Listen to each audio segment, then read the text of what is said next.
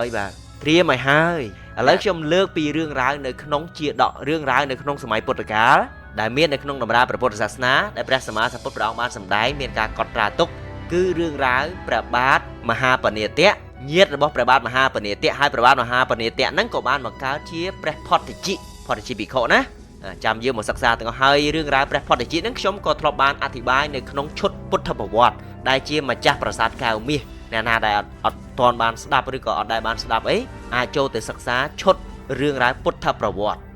ប៉ុន្តែឥឡូវខ្ញុំអធិប្បាយត្រួសបន្តិចសិនថាហេតុអីបានជាវាកើតឡើងអញ្ចឹងឥឡូវខ្ញុំលើកគំរូពីរឿងរ៉ាវការជាប់ជំពាក់នៅក្នុងកាមឆន្ទៈរបស់ញាតិព្រះបាទមហាបណិទៈ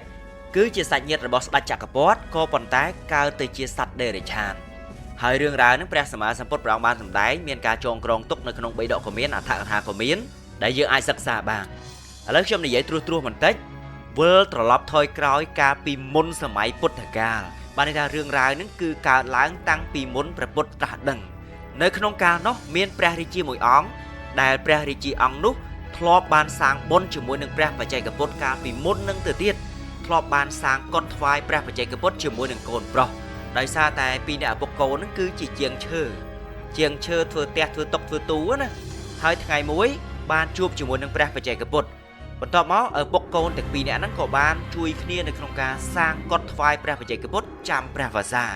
ដោយសារតែនៅក្នុងយុគសម័យនោះអត់មានវត្តអារាមទេហើយក៏ជាយុគសម័យព្រះបច្ចេកពុទ្ធអញ្ចឹងហើយធ្វើឲ្យអ្នកបួសភាគច្រើនគឺទៅគង់ទៅតាមដើមឈើតាមគល់ឈើក៏ប៉ុន្តែនៅក្នុងពេលវេលានោះគឺរដូវភ្លៀងព្រោះគឺជាពេលវេលាចូលវស្សាអញ្ចឹងព្រះបច្ចេកពុទ្ធលោកត្រូវការចាំព្រះវស្សាក៏ប៉ុន្តែលោកក៏ចង់រកកន្លែងណាឲ្យសមគួរកុំឲ្យវាត្រូវភ្លៀងលំបាកលោកក៏ចង់មករកកន្លែងដែលគេមានបានន័យថាមានអ្នកស្រុកក្បែរណាអញ្ចឹងក៏បានជួបជាមួយនឹងឪពុកកូនក៏បានសួរនាំរឿងរ៉ាវទៅក៏មានសទ្ធាជ្រះថ្លាចង់សាងកុដិថ្វាយព្រះបច្ចេកពុទ្ធហើយកុដិហ្នឹងកុដិឈើនោះទេដោយសារតែខ្លួនឯងគឺជាជាងឈើស្រាប់ទៅកាប់ដើមឈើកាប់ដើមបក្ខលឿកាប់ដើមជ្រៃកាប់អីហ្នឹងដើម្បីធ្វើសសរហើយប្រក់ជញ្ជាំងដោយដើមត្រែងអញ្ចឹងក៏ថ្វាយទៅដល់ព្រះបច្ចេកពុទ្ធទៅហើយដោយបុណ្យកុសលរបស់ឪពុកកូនទាំងពីរហ្នឹងខ្ញុំនិយាយអំពីរឿងរ៉ាវអតីតជាតិរបស់ឪពុកសិនអ្នកដែលជាឪពុកហ្នឹងក៏បានមកកើតទៅជាព្រះរាជានៅក្នុងអត្តភាពជាតិក្រោយមកទៀតក៏បានកើតទៅជាកូនស្ដេចហើយព្រះរាជាអង្គនោះបន្ទាប់ពីធំពេញវ័យឡើងក៏ទទួលបានតំណែងបន្តពីព្រះបិតាធ្វើឲ្យព្រះរាជបិតាអភិសេកក្លាយទៅជាស្ដេចអញ្ចឹងនៅក្នុងថ្ងៃរៀបចំអភិសេកដើម្បីឡើងគ្រងរាជ្យហ្នឹងគេបានដាក់ព្រះនាមថាមហាបណិទៈព្រះរាជាព្រះនាមព្រះមហាបណិទៈក៏ប៉ុន្តែនៅក្នុងថ្ងៃឡើងគ្រងរាជ្យជាស្ដេចដោយមានការទុះទាយពីមុនមកថាព្រះរាជាអង្គហ្នឹងនឹងបានក្លាយទៅជាស្ដេចចក្រពត្តិដូច្នេះហើយអាមាត្យទាំងឡាយបរោហិតទាំងឡាយគេមានក្បួនគេមានវេទគេមានវិជារបស់គេណាគេប្រាប់ថាបើសិនជាព្រះអង្គចង់ក្លាយទៅជាស្ដេចចក្រពត្តិព្រះអង្គត្រូវតែធ្វើកិច្ចវត្តបានន័យថាគឺកិច្ចបដិបត្តិដើម្បីឲ្យមានកងចក្រកែវផុសឡើង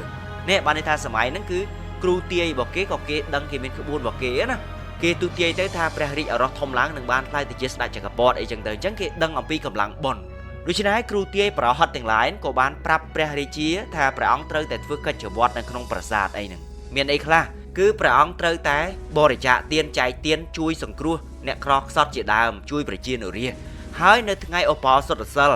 ព្រះអង្គត្រូវតែរក្សាឧបោសថរក្សាចិត្តនៅលើប្រាសាទបានន័យថានៅក្នុងថ្ងៃឧបោសថគឺថ្ងៃសិលណាព្រះអង្គត្រូវតែរលឹកសេចក្តីល្អព្រះអង្គធ្លាប់ធ្វើបុណ្យអីខ្លះហើយព្រះអង្គត្រូវតែចេញចាកកាមគុណ5នេះបើសិនជាព្រះរាជាខ្លាយជាស្ដេចឯងក៏ប៉ុន្តែអត់ទាន់ស្ដេចចក្រពត្តិនោះទេ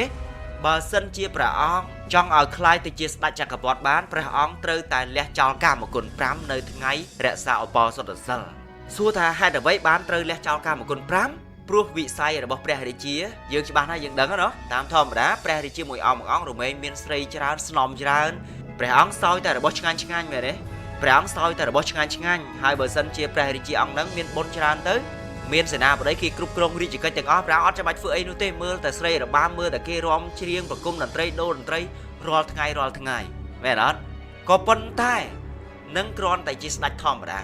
បើសិនជាព្រះអង្គចង់ក្លាយទៅជាស្ដេចចក្រពត្តិមានកងចក្រអាចហោះហើរដើរលើអាកាសបានចង់ទៅតំបន់ណាទៅមហាសមុទ្រឡើងទៅឋានសួគ៌ព្រះអង្គត្រូវតែចេញចាកកាមនេះប្លែកអត់ចម្លែកទេបានន័យថាដើម្បីឲ្យអាចក្លាយទៅជាស្ដេចកំពូលលើស្ដេចទាំងឡាយផ្សេងឈ្នះទៅលើសឹកសត្រូវផ្សេងណាមិនមែនកើតចេញអំពីការច្បាំងនោះទេ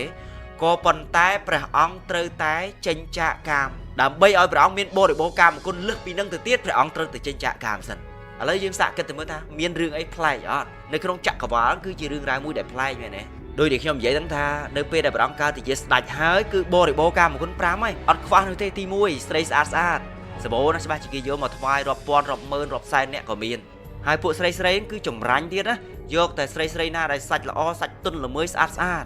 ទី2រកអ្នកដែលសម្លេងព្រោះទី3ត្រូវតែតុបតែងក្លិនក្អូបទី4ត្រូវតែរកម្ហូបឆ្ងាញ់សោយព្រះកញ្ញាហ្នឹងគឺត្រូវតែឆ្ងាញ់ត្រូវតែបម្រើព្រះអង្គគ្រប់ពេលគ្រប់វេលាដូច្នេះព្រះរាជាមានកាមគុណបរិបូរណ៍គ្រប់បែបយ៉ាងកាមគុណទាំង5ហ្នឹងក៏ប៉ុន្តែបើសិនជាព្រះអង្គចង់ឲ្យពិសេសលើហ្នឹងទៅទៀតព្រះអង្គត្រូវតែលះចោលទាំងអស់ហ្នឹងឃើញទេចម្លែកទេយ៉ាងហោចណាស់ព្រះអង្គត្រូវតែលះចោលនៅថ្ងៃឧបោសថសិលគឺថ្ងៃពេញបរមីថ្ងៃព្រះច័ន្ទពេញវង្សដាច់ខាតតែម្ដងបើសិនជាព្រះអង្គមិនលះចោលទេព្រះអង្គក៏អត់បានពិសេសលើហ្នឹងដែរបានតែប៉ុណ្្នឹងអញ្ចឹងដាច់ខាតបើសិនជាព្រះអង្គចង់ក្លាយទៅជាព្រះរាជាដែលមិនមានអ្នកណាអាចទប់ទល់បានរាល់ថ្ងៃបើថាថ្ងៃធម្មតាណាព្រះអង្គត្រូវតែរក្សាសិល5អញ្ចឹងសិល5ខ្ញុំអត់ច្បាស់និយាយណានឹងគឺជាពុទ្ធវិធីបានន័យថាគឺជាស្ដេចដែលមានសេចក្តីសុខដែលរស់នៅគ្រប់គ្រងប្រទេសដែលល្អមិនមានអ្នកបៀតបៀនចម្លែកទេទី1ត្រូវរក្សាសិល5ក៏ប៉ុន្តែបើសិនជាព្រះអង្គចង់ក្លាយទៅជាស្ដេចខីងស្ដេចបានន័យថាស្ដេចគ្រប់គ្រងស្ដេចមួយផែនដីតែម្ដងចង់ក្លាយទៅជាស្ដេចចក្រពត្តិព្រះអង្គមិនអាចរក្សាត្រឹមតែសិល5បាននោះទេដើម្បីឲ្យមានកម្លាំងបុណ្យតភ្ជាប់ព្រះអង្គត្រូវតែរក្សាឧបោសថសិលនិយាយឲ្យស្រួលស្ដាប់ទៅគឺថ្ងៃសិលថ្ងៃឧបោសថព្រះអង្គត្រូវតែទី1ហាមរួមភេទជាមួយមនុស្សស្រីទាំងអស់នឹងដាច់ខាតប្លែកទេ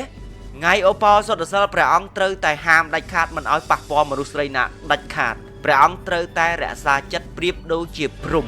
ហៅថាអប្រមចរិយៈអញ្ចឹងអប្រមចរិយៈហ្នឹងបានន័យថាព្រះអង្គហាមដាច់ខាតតែម្ដងគឺហាមរួមភេទជាមួយមនុស្សស្រីមិនមែនត្រឹមតែហាមរួមភេទទេគឺហាមប៉ះពាល់កើតរាគៈជាមួយមនុស្សស្រីណាទាំងអស់ឥឡូវយើងសាកគិតមើលថាមនុស្សស្រីស្នំគេយកមកថ្វាយរាប់ពាន់រាប់ម៉ឺនអ្នកនេះ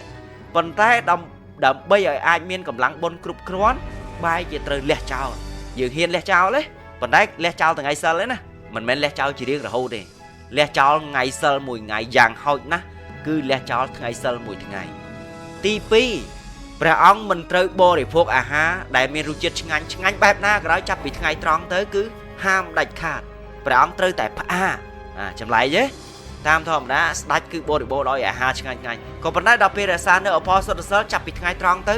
អត់អាចហូបអីផ្សេងបាននោះទេយ៉ាងច្រើនបានតែភេសជ្ជៈទឹកផ្លែឈើដែលគេត្រង់ស្អាតអាហារផ្សេងអត់បាននោះទេទោះឆ្ងាញ់កម្រិតណាក៏ដោយយប់នឹងហេវកម្រិតណាក៏ដោយអត់អាចទៅហូបអាហារបាននោះទេនេះហេវកម្រិតណាឃ្លានកម្រិតណាក៏ដោយព្រះអង្គត្រូវតែទ្រាំចាប់ពីថ្ងៃត្រង់ទៅរហូតទាល់តែស្អែកឡើងថ្ងៃរះនឹងគឺការចេញចាកការផ្នែករស់ផ្នែកជាប់ជំពាក់ផ្នែកហូបអាហារផ្នែករស់អណ្ដាតណាហើយទី3នៅក្នុងថ្ងៃនោះផងដែរព្រះអង្គត្រូវតែដោះគ្រឿងអលង្ការកិត្តិយសដែលជាស្ដេចឡើងទៅលើរាជបល្ល័ង្កមានការជំទើតអួតអាងនៅថ្ងៃនោះព្រះអង្គមិនអាចធ្វើបាននោះទេព្រះអង្គត្រូវតែលះចោលនៅក្នុងថ្ងៃឧបោសថសិលកិត្តិយសស្ដេចការតុបតែងដោយគ្រឿងក្រអូបការតុបតែងដោយគ្រឿងអលង្ការនៅថ្ងៃនោះព្រះអង្គត្រូវតែចេញចាត្រូវតែលះចោលថ្ងៃនោះមួយថ្ងៃ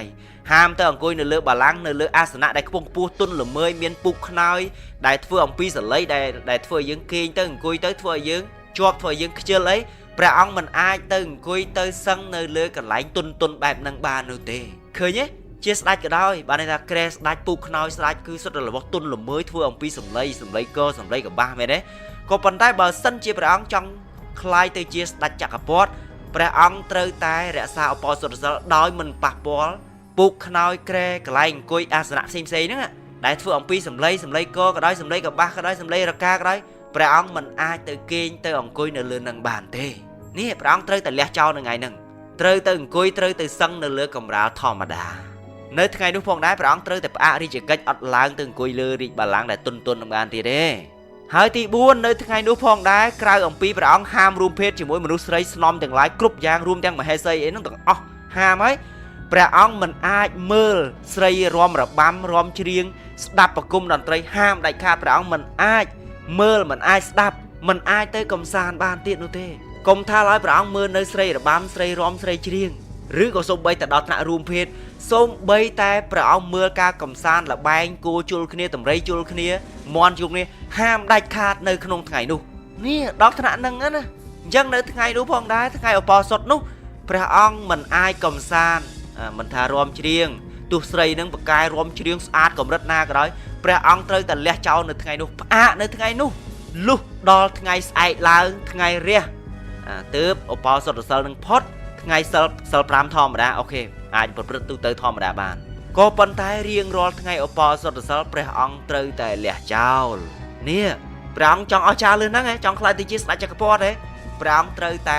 เลี้ยเจ้าการมาคนปรามตู้เตยหนึ่งสันเตยแต่รักษาอปอสดเซลหนึ่งสันเนื้อเปรี้ยวเลี้ยได้พระองค์รักษาเนื้ออปอสดเซลบริจาคเตียนใจเตียนสร้างในบนปัจจุบันนั่งสร้างในขมบารมีได้หาทางเจนจากการเป็นปัจจุบันนั่งพระองค์เห็นเฟื่อเจสไลก็ได้ปัจจัยในขนมเกียรติปัจจุบันนั่งกำปงตะลังไซรีนั่งพระองค์เจนจากการมากุนแต่งปรามนั่งบ้านอ่อนพระองค์เห็นรักษาอปอสดเซลเลยบาสันเจียพระองค์เห็นเจนจากการรักษาในอปอสดเซลปัจจุบันบนนู้ก็อาจเมียนกำลังเติบโตชอบบนเปียดึกบนเปียไตตะกาได้พระองค์ทลบานเฟื่อปีบนเมาทลบานทวายเตียนอะไรนี่ก็เตยแต่เอาเตียนมันโตทวายเตียนมันโตใจเตียนมันโตยังเคยในเทศาคือเตยแต่เฟื่อกำลังบนปัจจุบันดำใบเอาเมียนกำลังเติบโตชอบบนเปียดึกเนื้อเปียได้พระองค์บานเฟื่อกรุบแบบอย่างหายโดยอำนาจได้บนระบบพระองค์บานเฟื่อปัจจุบันนั่งก็บานเติบโตชอบชิมวยบนการเปียดึกได้พระองค์ทลบานสร้างกฎทวายพระปัจเจกบุตรกฎเชิญนุเตการปีเจ็ดมุนนั่นนะการเปียดึกนั่นนะหายการปีมุนนั่นคือจีเจียงเชื่อสร้างกฎเชิญนุเตทวายต่อพระปัจเจกบุตรหายก็บานทวายเตียนในทวายเตียนต่อพระปัจเจกบุตรได้นะโดยเฉพาะหายทวายบนปัจจุบันได้พระองค์บานบริจาคเตียนกรอนบริจาคเตียนทอมนะเอาตอนหดพอเลยนะเตยเรียซาเอาปอสดเซลเจนจากการเรียงรอไงเซลแทนเตียทวายบนนั่งเติบโตชอบก็กลายต่อดอพบประอันเพื่อเอาประอันอาสนะระบบประอันได้กุยอย่างตุนละมือดาวเรื่องโดยกุยในเรือทมนี่ยังเคยในเตท่าเอาแต่เมียนบนแต่ทรงใบแต่เตวดาก็มอชื่ออาจะนู้นอดอายเอาเตวดาในบ้านซอกได้อดอายเอาสไลด์เตวดาโดยประอันนั้นในบ้านซอกอดได้เอาแต่เมียนกำลังเปลืองเพื่อบนได้เอาแต่เมียนกำลังบนกรุบกรอนหนึ่งเพื่อเอาในดอตีนั้นคือโปรมจุยบ้านไออดจุยได้ใบกระบาลเปล่าเพียเนื้อปีนู้ประอันก็บ้านปีจารณาเมื่อท่าจ้องเมียรือเองใช่เราไปตรวจมือเต้อ๋อพระริจีองนี่เมียนกำลังบนมันอาจเพื่อกัจจวัตพระองค์มันอาจเพื่อกัจจวัตหรือก็กัจดำใบเอาการริจีสไลจักรพรรดิในขนมปราสาทธรรมดาบานเลยคือปราสาทธรรมดาได้มนุษย์สร้างซองเอาอย่างนะได้มนุษย์สร้างซองถวายเอาพระองค์มันอาจโดยปราสาทตึบนู่นทีโดยใช้กำลังบนระบบพระองค์เตยแต่บ้านปราสาทตึบยังให้พระอันก็บ้านบรรจุเวสกรรมเทวบดหรือก็พระวิษณุกาโมกในระบบปราสาทแก้วมิวายตลอดได้จักรพรรดิจังปราสาทแก้วมีนั่นอ่ะได้เมียนตุ่มหอมทมมาให้เมียอาดลือหรือเลือบหรือโล่งดูจิตบงปิดแบบปิดบอซอแต่ยังให้ทำปราสาทแก้วอย่างก็มันได้ตะบงยังให้ทำแก้วหรือตะบงมันเป็นแก้วพักตึงยังทอมมาได้นะแก้วหรือบอกเก็บมันได้สักปอมมียังมาให้ทรอบลือเนาะตะบงเมียนตะบงตะตึมปล่อยเก๋ปอพลายตะตึมเรียงกระหอมไหมตะบงกันเดียงปอคิวตะบงมรกตหรือก็แก้วมรกตปล่อยเก๋ปอใบตองยังปราสาทระบบพระริจีองนั้นเทวดาเอาเกนิมัดไฟนั่นคือปอมีปราสาทปอมีปอระเบียทบงผู้เสียแกะทบงนั้นเชี่ยประเภททบงวันได้สัจเชี่ยสัจปอมีนะมันดังแต่สะอาดกับรัฐได้ชมก็มันได้ดังนั้นปูยังกรอนแต่ศักดิ์สิทธิ์ในขนมดมราปูในขนมยุคสมัยระบบเยอะมันมีนามุยมีกำลังบนกรุบกรอนดอกธนาดังนูเตก็มันได้มีแต่คลาสชงอลซูแต่เจ้าบอสันเชี่ยสไลด์ราซาเซลปรามอัตเตอร์ชบังอัตเตอร์ไอ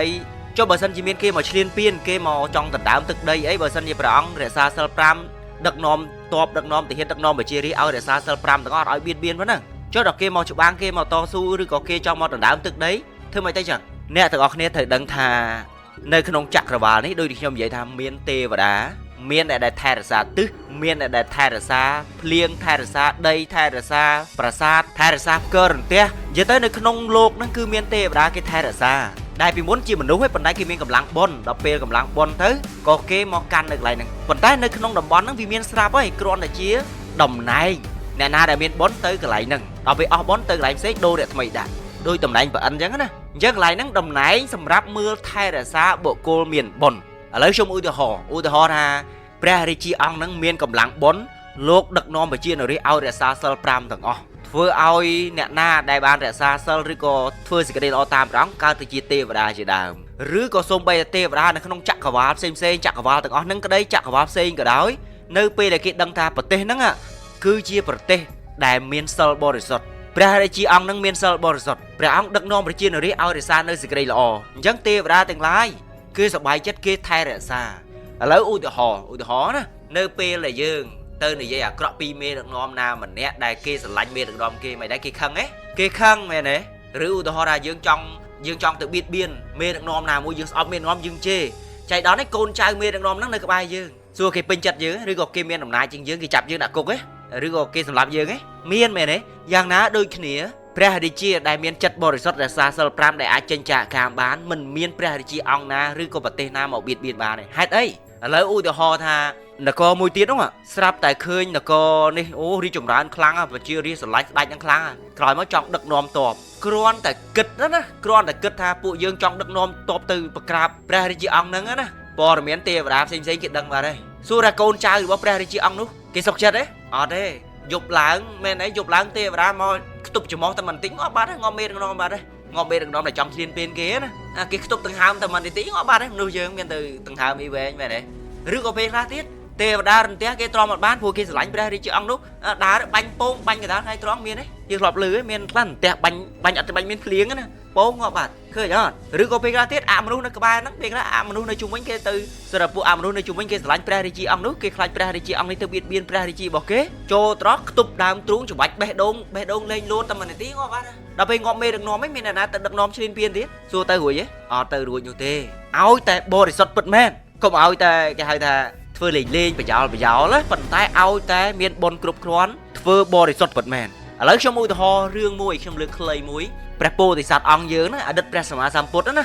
ព្រះអង្គធ្លាប់បានកើតទៅជាស្ដេចចក្រពត្តិអញ្ចឹងអូមានបុណ្យមហាសាលព្រះនាមថាព្រះបាទមន្ធាតុរាជព្រះបាទមន្ធាតុនៅក្នុងយុគសម័យនោះមនុស្សមានអាយុមួយអសង្ខ័យឆ្នាំហើយព្រះរាជាអង្គនឹងបានធ្វើកិច្ចវត្តទៅខ្លាយទៅជាស្ដេចចក្រពត្តិទៅក៏បានសោយសុខនៅក្នុងកាមគុណ5នោះអូវាឆ្អែតឆ្អន់មែនទេរហូតតតែធុញតាមធម្មតាកាមគុណ5ដូចយើងហូបបាយឆ្ងាញ់កម្រិតណាក៏ដោយក៏មានពេលវេលាឆ្អែតនឿយណាយធុញដែរព្រះរាជាអង្គហ្នឹងលោកក៏ធុញដល់ពេលធុញឲ្យប្រហិតគេត្រួតមើលថាមើលមាននៅណាដែលវាសុបាយជាងហ្នឹងដែលវាអស្ចារ្យជាងដែរភ្លើនជាងហ្នឹងឯងអញ្ចឹងធ្វើបដកម្មគុណ5ហ្នឹងវាបរិបូរក៏មិនដែរចង់ឲ្យវាលឹះហ្នឹងទៀតប្រហិតក៏ត្រួតមើលទៅថាអូព្រះអង្គមាននៅឋានទេវតាឋានចាតោមហារាជការមាននគរ4គ្រប់គ្រងនៅទិសទាំង4គ្រប់គ្រងនៅទិសខាងជើងតកូលយៈក៏ប្រែប្រភេទទេវបុត្រណាគេអត់ដោះចកោមទេតរខឹងខ្លាំងនៅទិសខាងលិចនាគអូមានទេពកញ្ញាប្រភេទខ្សែនាគហ្នឹងគូស្អាតណាបំរើកាមគុណឡើងប្រណិតតែម្ដងនៅទិសខាងត្បូងសិតតែប្រភេទកុំភ័ណ្ឌប្រភេទគ្រុឌក៏ប្រែពួកគេជាទេពធីតាណាអូស្អាតណាព្រះអង្គគឺសោយសុខនៅក្នុងកាមគុណដែលប្រណិតជាមនុស្សទៅទៀតនៅទិសខាងកើតសិតតែប្រភេទទេវតារបាំពួកស្រីរំស្រីរបាំទេពធីតាទាំងឡាយហ្នឹងគឺនឹងនៅក្រោមព្រះរាជាព្រះបាទថត្រថៈដែលគ្រប់គ្រងនៅទិសខាងកើតហ្នឹងសម្បូរដោយស្រីស្អាតស្រីរបាំរំច្រៀងព្រោះតន្ត្រីសិតតែគ្រឿងទឹកព្រះអង្គអាចទៅសោយសុខនៅសម្បត្តិនឹងបានព្រះរាជាអង្គនឹងឮទៅអញ្ចឹងមានមែនមានអញ្ចឹងបញ្ជាចក្រកែវហោះទៅដល់ហ្នឹងព្រះរាជាទាំង4អង្គហ្នឹងអត់អាចមកតស៊ូមកច្បាំងបានលើករាជសម្បត្តិលើកនគរទាំង4ហ្នឹងឲ្យព្រះរាជាព្រះបាទមន្ទីតុលើកឲ្យមនុស្សណាបានន័យថាទេវតាហ្នឹងបកុលរាជបល្ល័ង្កឲ្យមនុស្សដល់ពេលព្រះអង្គសោយសុខកាមគុណរបស់ទេវតានៅក្នុងចាតោមហារាជការឡើងឆ្អែតឆ្អន់ហ្នឹងធុញទៀតតែប៉ុណ្្នឹងឯងអស់ហើយដល់ពេលហើយស្ដេចមហារាជទាំង4ក៏បានប្រាប់ថាបុព្វព្រះអង្គដ៏ចម្រើនខ្ញុំព្រះអង្គគ្រាន់តែជាអ្នកបម្រើរបស់ព្រះអិនបើសិនជាព្រះអង្គត្រូវការសេចក្តីសុខកាមគុណដែលប្រណិតអស្ចារ្យនឹងជាងនឹងទៅទៀតគឺនៅខាងលើគឺចង្វាយរបស់ខ្ញុំព្រះអង្គគឺព្រះអិនសម្បត្តិរបស់ព្រះអង្គគឺអស្ចារ្យក្រៃលែងណាស់នៅភពតោវតឹងស្ដេចចក្រពត្តិឮទៅប៉ុណ្ណឹងអញ្ចឹងទៅមិនបាច់នៅទេទៅតែម្ដងដល់ពេលទៅចាក់កៅទៅអីទៅអ្នកណាដែលមានបុណ្យត្រឡប់មកវិញទៅអញ្ចឹងព្រះរាជាអង្គហ្នឹងទៅសោយសុខកាមគុណហ្នឹងព្រះអិនគ្រាន់តែឮឈ្មោះថាស្ដេចចក្រពត្តិព្រះបាទមន្ទីតុមកណាអត់ហ៊ានតតាំងអត់ហ៊ានច្បាំងអត់ហ៊ានលើកអីណាការពារនគរអត់ទេក៏បានប្រគល់រាជបល្ល័ង្កពាក់កណ្ដាលឲ្យដោយសារអីដោយសារតែព្រះអិនគេមានបុណ្យដែរអញ្ចឹងក៏បានប្រគល់រាជបល្ល័ង្កឲ្យពាក់កណ្ដាលទៅស្រីស្នំពីរកោដកន្លះរបស់ព្រះអង្គព្រះអិនហ្នឹងប្រគល់ឲ្យពាក់កណ្ដាលនេះប្រគល់ទេពធីតាឲ្យទេពធីតាឲ្យពីរកោដកន្លះហ្នឹងចែកគ្នាពាក់កណ្ដាលម្នាក់មកសោយសុខជាមួយមនុស្សអញ្ចឹងទេវតារស់នៅជាមួយមនុស្សទេវតាតោវតឹងតាមធម្មតាមនុស្សក៏អាចរួមភេទជាមួយទេវតាតោវតឹងបានដែរអាចអោបថើបរំច្រៀងស្ដាប់តន្ត្រីរបស់ទេវតាតោវតឹងបានព្រះអិនចែកឲ្យពីរកោដកន្លះសំទោសព្រះអិនចែកឲ្យពាក់កណ្ដាលពីរកោដកន្លះហ្នឹងនៅក្នុងតម្រាមានបញ្ជាក់ហើយព្រះរាជាព្រះបាទមន្ទីតុហ្នឹងចាំបានគឺព្រះអង្គអាយុ1អសង្ខ័យឆ្នាំនៅក្នុងតម្រាអត្ថកថាបញ្ជាក់ថា សរសេរលេខ1ថែម0ចំនួន140 0ឥឡូវយើងសរសេរមើលឧទាហរណ៍ថាយើង100ឆ្នាំសរសេរលេខ1ថែម02ហើយដាក់ថាឆ្នាំទៅហ៎1000ថែម03 10000ថែម04 100,000ថែម05 1លានថែម06ហើយសរសេរពាក្យថាឆ្នាំចុះថែម0140 គឺអាយុវែងមែនតើអញ្ចឹងព្រះរាជាអង្គហ្នឹងមានអាយុវែងមួយអសង្ខ័យឆ្នាំសោយសុខនៅក្នុងលោកមនុស្សឆ្អែតឆ្អន់នេះអត់ទាន់ស្លាប់ទៀតសោយសុខនៅក្នុងសម្បត្តិទេវតាឆ្អែតឆ្អន់អត់ទាន់ស្លាប់ទៀតឡើងរហូតតទៅដល់តាវតឹងនៅភពតាវតឹងព្រះរាជាព្រះអិនណាមានអាយុមិនលើស1000ឆ្នាំទឹកនិយាយសួរស្ដាប់ទៅថាព្រះអិនមានអាយុប្រហែល36លានឆ្នាំមនុស្សនៅពេលដែលកើតទៅជាព្រះអិនសោយរាជសម្បត្តិសោយសុខទៅពេលវេលា1000ឆ្នាំទឹកហ្នឹងស្មើនឹង36លានឆ្នាំមនុស្សនៅពេលនោះព្រះរាជាព្រះបាទមន្ធាតហ្នឹងសោយរាជសម្បត្តិជាមួយព្រះអិនហ្នឹងព្រះអិនកើតឡើងមកសោយរាជសម្បត្តិ36លានឆ្នាំក្រោយព្រះអិនហ្នឹងស្លាប់បាត់តែព្រះរាជាដែលលោកមនុស្សហ្នឹងអត់ទាន់ទៅណាទេដល់ពេលព្រះអិនចាស់ដល់ពេលអាយុស្លាប់បាត់ទៅព្រះអិនថ្មីកើតឡើងមកជំនួសណាបានន័យថាតំណែងហ្នឹងត្រូវតែមានអ្នកជំនួសមកថ្មីផ្លែតពេលខ្លះទៅអាចនឹងព្រះអិនចាស់ឬក៏ពេលខ្លះព្រះអិនថ្មីបានថាអ្នកផ្សេងមកឬអ្នកខ្លះទៀតតំណែងដដែលបានថាស្លាប់ទៅហើយកើតមកជាព្រះអិនដដែលក៏មានអញ្ចឹង36ព្រះអិនស្លាប់36ដងស្លាប់ហើយព្រះអិនថ្មីកើតមកសោយរាជសម្បត្តិពាក់កណ្ដាលម្នាក់ទៀតដល់ពេល36លានឆ្នាំក្រោយព្រះអិនថ្មីនឹងស្លាប់បាត់ព្រះអិនថ្មីមួយទៀតកើតឡើងស្លាប់ទៀតរហូតទាល់តែ36ជំនាន់បានន័យថាព្រះអិន36លានឆ្នាំហ្នឹងសោយរាជសម្បត្តិ36ដំណ36ដងដល់ពេលព្រះបាទមន្ធាតហ្នឹងនៅតែដដែលអត់មានចាស់អត់មានប្រែប្រួលទេដោយសារតែអាយុវែងពេកមួយអសង្ខ័យឆ្នាំអញ្ចឹងឃើញដែរទេថាលោកមនុស្សគឺមានការប្រែប្រួលបែបហ្នឹងនៅពេលនោះស្ដេចចក្រពត្តិព្រះបាទមន្ធាតហ្នឹងចាប់ដើមគិតនៅក្នុងការបៀតបៀនអ្នកដទៃព្រះអង្គក៏បានគិតថាយើងសោយរាជសម្បត្តិនៅក្នុងភពតាវតឹងនេះចែកជាមួយព្រះអិនពាក់កណ្ដាលម្នាក់ដូចជាវាមិនសមសោះព្រះអិនស្លាប់36ដងហើយយើងនៅតែដដែលយើងអត់មានស្លាប់នោះទេយើងគួរណាស់តែមានបុណ្យជាងព្រះអិនអញ្ចឹងបើសិនជាយើងមិនចាំបាច់ឲ្យមានព្រះអិនសោយរាជសម្បត្តិយើងគ្រប់គ្រងតែឯងទាំងអស់ទៅវាមិនល្អហ៎ដូច្នេះយើងត្រូវតែកម្ចាត់ព្រះអិនចោលនេះស្ដេចចក្រពត្តិគិតអញ្ចឹងណាដូច្នេះគ្រាន់តែគិតថាយើងចង់កម្ចាត់ព្រះអិនចោលគ្រាន់តែគិតនៅក្នុងចិត្តភ្លាមអត់ចាំបាច់មានអ្នកណាមកតស៊ូអត់ចាំបាច់មានអ្នកណាមកច្បាំងទេគ្រាន់តែគិតនៅក្នុងចិត្តភ្លាមពុបគឺគិតចង់សម្លាប់ព្រះអិនគិតចង់បៀតបៀនព្រះអិនណាគ្រាន់តែគិតភ្លាមអត់ទាន់បានប្រាប់សេនាអត់ទាន់បានប្រាប់អ្នកណាអត់ទាន់មានការប្រជុំអីអ្នកណាទាំងអស់គ្រាន់តែគិតនៅក្នុងចិត្តនឹងភ្លាម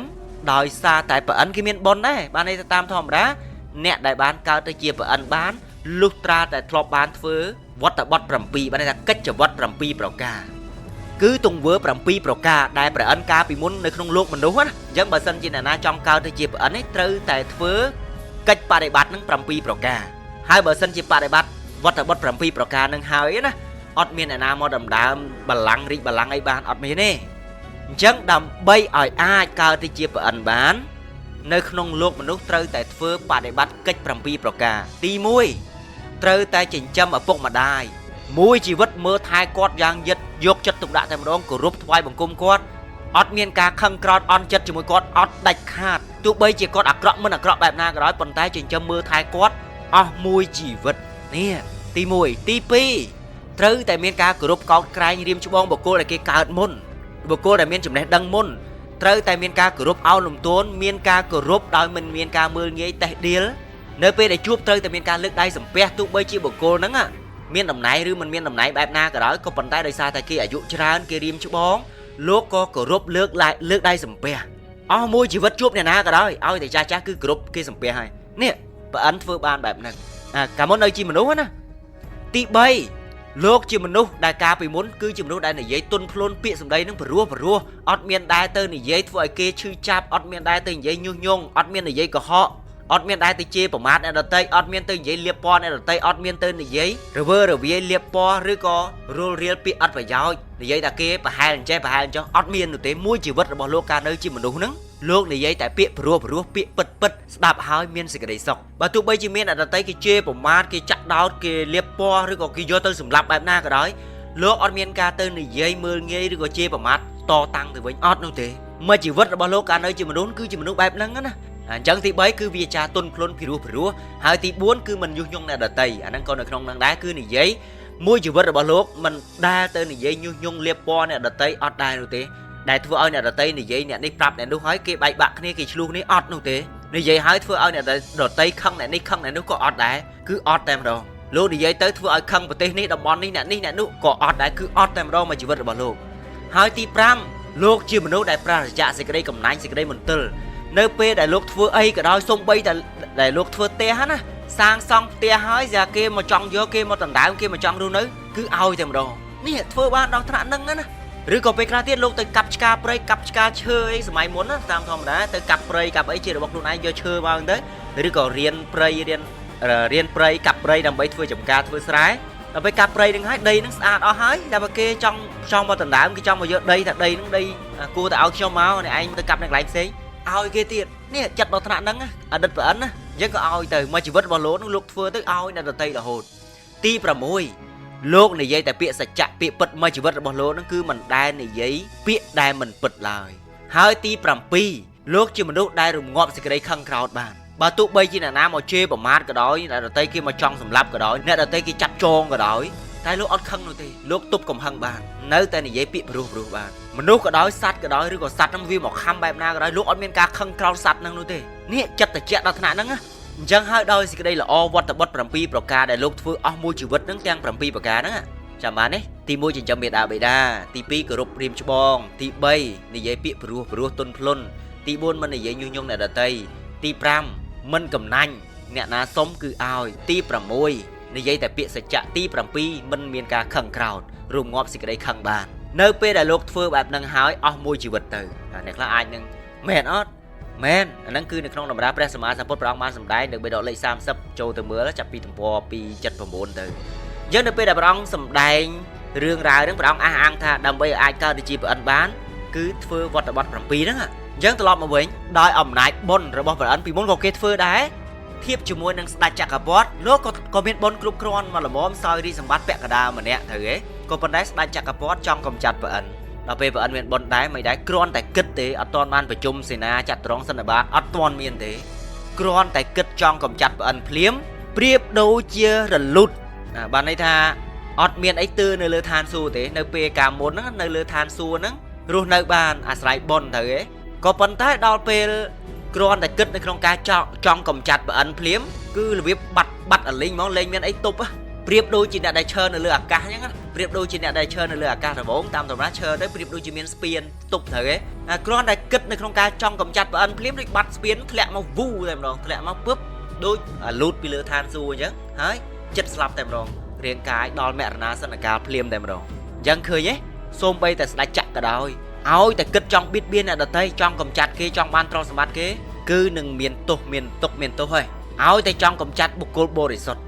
ធក៏ប៉ុន្តែសំណួរសួរអ្នកខ្លះសួរអាចមានគេមកឈ្លានពានទឹកដីនេះទឹកដីយើងអីឧទាហរណ៍ដូចស្អីគេនោះមិនបរិសុទ្ធយើងក៏មិនបរិសុទ្ធដែរអញ្ចឹងដល់ពេលយើងទៅវាធ្វើឲ្យសាងកម្មទាំងអស់គ្នាអញ្ចឹងយើងចាប់ដើមយល់ណាថាកុំបារម្ភឲ្យតែស្ដេចនោះគ្រប់គ្រងប្រជានរាជគេដោយបរិសុទ្ធដោយសិល5ដោយឧបោសថសិលមិនភ័យមាននរណាមកបៀតបៀននោះទេឲ្យតែដឹកនាំប្រជានរាជនៅក្នុងការសាងសេចក្តីល្អពិតមែនឥឡូវយើងសាកគិតទៅមើលឧទាហរណ៍ថាមានព្រះរាជាមួយអង្គនៅនគរហ្នឹងព្រះអង្គរក្សាសិល5ឲ្យទានឲ្យប្រជានរាជរស់នៅយ៉ាងមានសេចក្តីសុខមានសិល5ព្រះអង្គរក្សានៅឧបោសថសិលស្រាប់តែចៃដន្យនេះមានប្រទេសផ្សេងទៀតចង់បៀតបៀនចង់ឈ្លានពានណាគ្រាន់តែគិតហើយផ្ទះបាញ់ស្លាប់បាត់គ្រាន់តែគិតចង់ឈ្លានពានប្រទេសនោះឬក៏ពេលខ្លះគ្រាន់តែគិតចង់រៀបចំអស់ហើយយប់ហ្នឹងគាំងបេះដូងស្លាប់បាត់គ្រាន់តែប្រជុំចង់រៀបតបចង់ដឹកនាំទៅដណ្ដើមច្បាំងនោះបាក់ប្រាសាទស្លាប់បាត់ឥឡូវសំណួរសួរថាតើមានស្ដេចណាហ៊ានទៅច្បាំងទៀតទេបើកើតឡើងបែបហ្នឹងទេវតាផ្សេងដែលគេស្រឡាញ់ធ្វើត្បិតតែគ្រប់ព្រះរាជាអង្គគេក៏ប៉ុន្តែមិនទាន់អស់កិលេសណាចង់សាងចង់សងសឹកចង់ការពារព្រះរាជាអង្គគេដូចយើងរងថ្ងៃពេលខ្លះយើងរក្សាសិលទៅហ៎មានអ្នកខ្លះរក្សាសិលប៉ុន្តែឃើញសម្ោចមកខំកូនខឹងវាយសម្ោចបាត់ភ្លេចសិលបាត់អាហ្នឹងគឺបែបហ្នឹងដោយសេចក្តីស្រឡាញ់ពួកទេវតាទាំងអស់ហ្នឹងស្រឡាញ់ស្ដេចចក្រពត្តិហ្នឹងក៏ដូចគ្នាប៉ុន្តែមិនទាន់អស់កិលេសទេសេចក្តីខឹងនៅមានប៉ុន្តែគោរពព្រះរាជាអង្គហ្នឹងឲ្យតែមានបុណ្យដូចព្រះអិនទៅមិនចាំបាច់មានស្ដេចណាមកបៀតបៀននោះទេឲ្យតែមានបុណ្យដូចស្ដេចចក្រពត្តិទៅឥឡូវត្រឡប់មកវិញរឿងរ៉ាវស្ដេចចក្រពត្តិព្រះបាទមហាបនេតៈអញ្ចឹងបន្ទាប់ពីព្រះអង្គធ្វើការសោយរាជ្យហើយរក្សាឧបោសថសិលនៅលើប្រាសាទកែវមាសបន្ទាប់ពីព្រះអិនបានឲ្យវេសកម្មទេវវត្តនិមិត្តថ្វាយមែនទេអញ្ចឹងព្រះអង្គក៏បានធ្វើកិច្ចវត្តចុងក្រោយក៏បានក្លាយទៅជាស្ដេចចក្រពត្តិក៏ប៉ុន្តែនៅក្នុងតម្រារឿងរ៉ាវព្រះបាទមហាបនេតៈហ្នឹងក៏មិនមានបញ្ជាក់ថាតើស្ដេចចក្រពត្តិអស់ហ្នឹងព្រះអង្គអាយុប៉ុន្មានទេព្រោះអីមិនមានតម្រាបញ្ជាក់ក៏ប៉ុន្តែកើតមុនសម័យពុទ្ធកាលហើយជាទូទៅស្ដេចចក្រពត្តិអាចនឹងកើតមាន លុះត្រាតែអាយុចាប់ពី80000រហូតដល់មួយអាសង្ខ័យឆ្នាំអញ្ចឹងព្រះបាទមហាបនេទាំងហ្នឹងយ៉ាងតិចបំផុតអាយុកាលខ្ទង់ពី100000រហូតដល់ខ្ទង់500000 1លានឆ្នាំអីចឹងណាព្រោះនៅក្នុងតម្រាអត់មានបញ្ជាក់ឯងគាត់ថាយ៉ាងតិចណាស់គឺ100000ឆ្នាំព្រោះហេតុអីព្រោះស្ដេចចក្រពត្តិកើតឡើងដោយបុណ្យដើម្បីសោយសុខនៅសម្បត្តិលោកយៈយ៉ាងតិចបំផុតមនុស្សត្រូវមានអាយុយ៉ាងតិចណា80000ឆ្នាំរហូតដល់មួយអាសង្ខ័យឆ្នាំសួរហេតុអីបានជាអាយុវែងព្រោះគេត្រូវការសោយសុខសម្បត្តិកាមគុណនឹងវាយូរមិនដូចយើងរាល់ថ្ងៃតាមធម្មតាសោយសុខតែបន្តិច50-60ឆ្នាំស្លាប់បាត់អញ្ចឹងអត់មានក្តីសុខទេក្តីសុខវាតិចពេកក៏ប៉ុន្តែស្ដេចចក្រពត្តិគេសោយសុខនៅសម្បត្តិលោកយៈរហូតតតែឆ្អែតរហូតតតែនឿយណាយហើយបើសិនជាសោយសុខទៅមិននឿយណាយទេចង់ច្បាំងអ្នកដទៃគឺនឹងបាត់បង់ហើយប្រាសាទបាត់បង់រតនៈ7ប្រការព្រោះថាស្ដេចចក្រពត្តិដើម្បីឲ្យមានកងចក្រកែវផុសឡើងបានលុះត្រាតែរក្សានៅឧបោសថសិលនៅពេលដែលរក្សានៅឧបោសថសិលហើយបុណ្យគ្រប់គ្រាន់រតនៈ7ប្រការក៏កើតឡើងហើយព្រះអង្គនឹងឈ្នះស្ដេចផ្សេងនឹងឈ្នះទ្វីបផ្សេងដោយរតនៈ7ប្រការក៏ប៉ុន្តែការឈ្នះរបស់ព្រះអង្គមិនមែនទៅដណ្ដើមដើម្បីធ្វើឲ្យគេងាប់ធ្វើអីអត់ទេធ្វើឲ្យគេរបួសក៏អត់ដែរទៅបង្ក្រាបដោយបញ្ញាធិបតេយ្យបើថាទៅបង្ក្រាបដោយបុណ្យទៅបង្ក្រាបស្ដេចណាដែលដឹកនាំអ្នកដទៃឲ្យធ្វើខុសអីហ្នឹងគឺទៅបង្ក្រាបឲ្យរក្សាសិលដូច្នេះហើយស្ដេចចក្រពត្តិអាចគ្រប់គ្រងទ្វីបទាំង4បាននៅក្នុងចក្រវាឡមិនមែនទ្វីបអាមេរិកទ្វីបអឺរ៉ុបទ្វីបអាស៊ីអីមិនមែនទេណាគឺភពផែនដីចំនួន4ភពផែនដីចំនួន4នៅក្នុងទិសទាំង4ព្រោះថាស្ដេចចក្រពត្តិមានកងចក្រកែវអាចហោះហើរបានក៏ប៉ុន្តែសំណួរសួរថាចុះយានអវកាសរបស់អ្នកវិទ្យាសាស្ត្រអាចទៅបានទេយានអវកាសរបស់អ្នកវិទ្យាសាស្ត្រមិនមែនជារបស់ទឹកនោះទេមិនមែនជារបស់កាយទឹកអញ្ចឹងអត់អាចហោះហើរឆ្លងនៅមហាសមុទ្រសីតន្តរៈបាននោះទេឬហៅថាសីតណ្ដមហាសមុទ្រសីតណ្ដហ្នឹងគឺជាមហាសមុទ្រអត់សរសៃ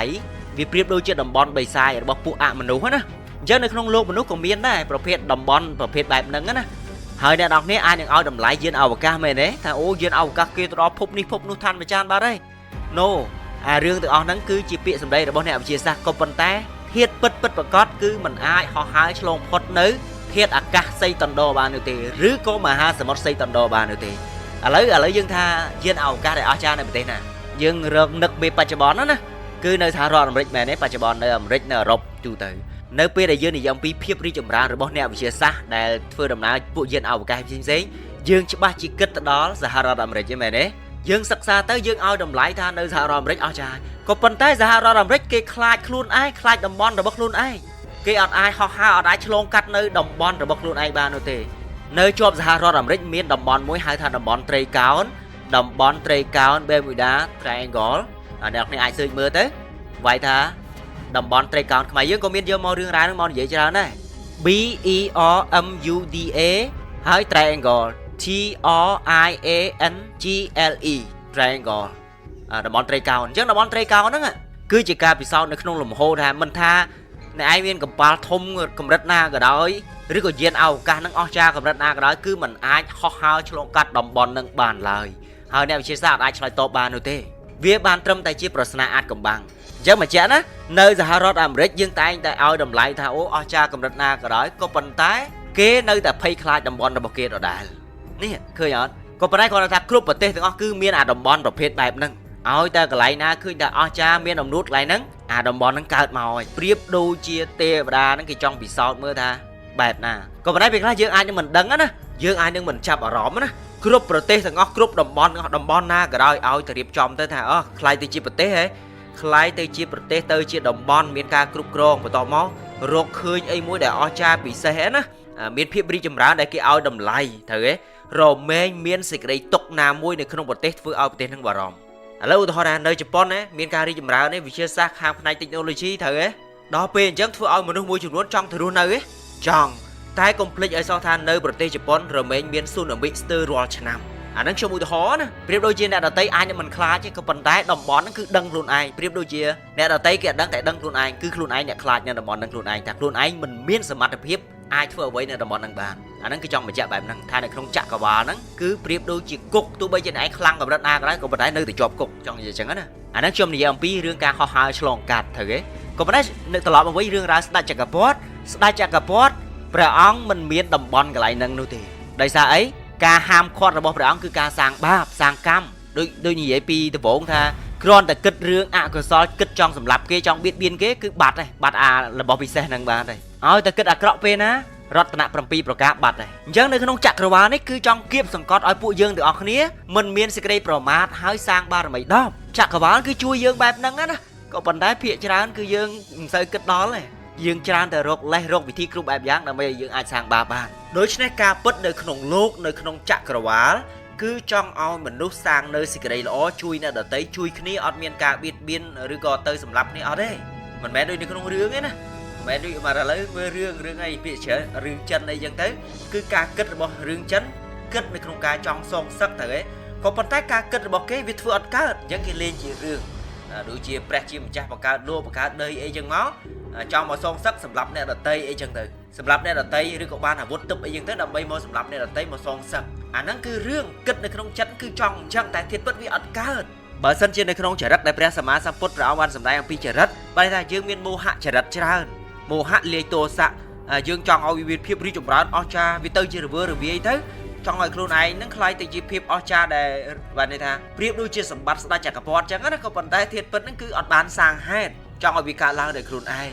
ហើយប្រសិនបើយើងសិក្សាអំពីប្រវត្តិសាស្ត្រដូចនៅប្រទេសចិនយើងឃើញថាប្រទេសធំរីកចម្រើនហ្នឹងមែនទេក៏ប៉ុន្តែកុំភ្លេចឲ្យសោះថាប្រវត្តិសាស្ត្ររបស់ចិនគឺសឹងសង្គ្រាមច្បាំងរហូតមនុស្សស្លាប់សឹងរហូតគ្រោះធម្មជាតិក៏កើតសឹងរហូតដូចជាប្រហែលឆ្នាំមុនកើតកូវីដប្រទេសចិនក៏ស្លាប់ច្រើនមហាសាលមែនទេដូច្នេះហើយគ្រប់យ៉ាងគឺចក្រវាលនេះគៀបសង្កត់ឲ្យមនុស្សសាងនៅសេចក្តីល្អក៏ប៉ុន្តែយើងអាចនឹងមិនចាប់អារម្មណ៍តោះឥឡូវត្រឡប់មកវិញខ្ញុំនិយាយពីរឿងរ៉ាវស្ដេចចក្រពត្តិបន្ត